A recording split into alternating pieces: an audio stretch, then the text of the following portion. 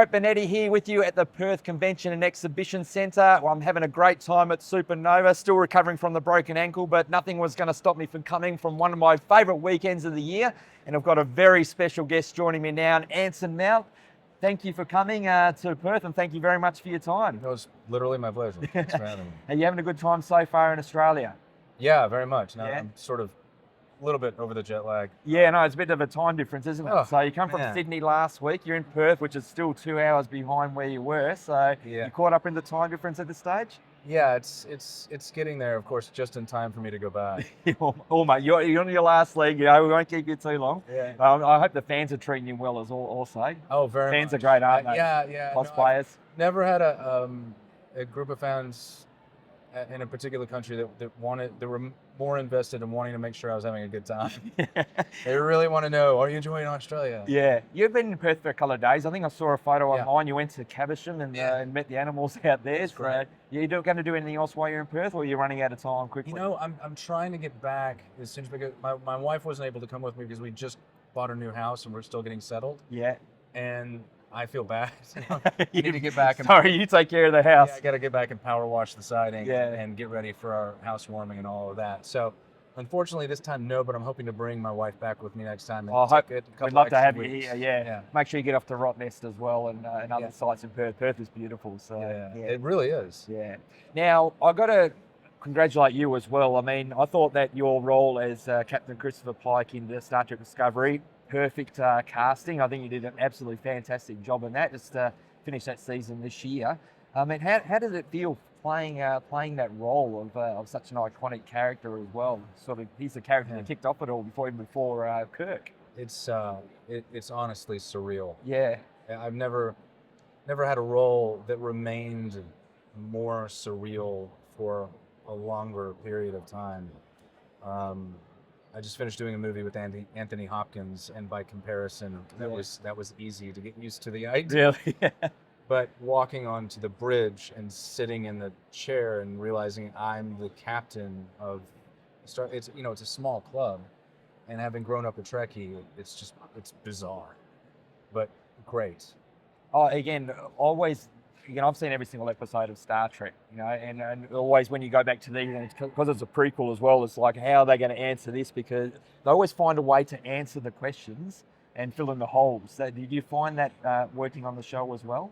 I'm sorry, say that again? Well, they always find a way to fill in the blanks or fill in those questions, like because it's a prequel, they're going back before the time, and it's like, oh, that explains that. And by the end of it, I mean, Spock said that there's got to be no mention of Discovery at all because there's no mention of Discovery in future episodes. Yeah. I'm thinking, how are they going to explain that? And they explain that in the last episode, basically.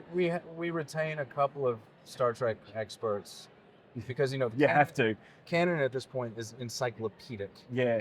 and and you want to get it right, but I think leaping forward 1,000 years into the future, even though I'm not going to be with them for obvious reasons, I think that was as much maybe a decision for creative freedom as much as it was like why not go farther than we've ever been, which I think was also a good reason.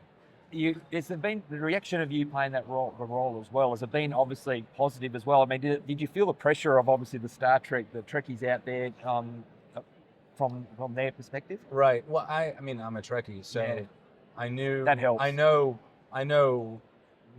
the importance of getting it right, and so being able to play a role like Christopher Pike, anything that you do as an artist, there's an element to it that's a little bit like wrapping a Christmas gift.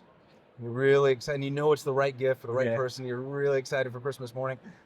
There is an element of that, but playing Pike and in Star Trek, it's added incentive to make sure I've done my homework and that my choices are correct, and that it's going to be as good as it possibly can be. At the same time, I'm old enough at this point to know what's going to help me and what's not going to help me, and worrying too much about something that I have no control over is not really going to help me. Did you know this role was just made for you when it first came up or available? I don't think anything's really made for me. It certainly was not made for me. It was already conceived of and Yeah. conceptualized before I came aboard. but I just It thought it seemed was to perfectly fit. cast. it fit Yeah.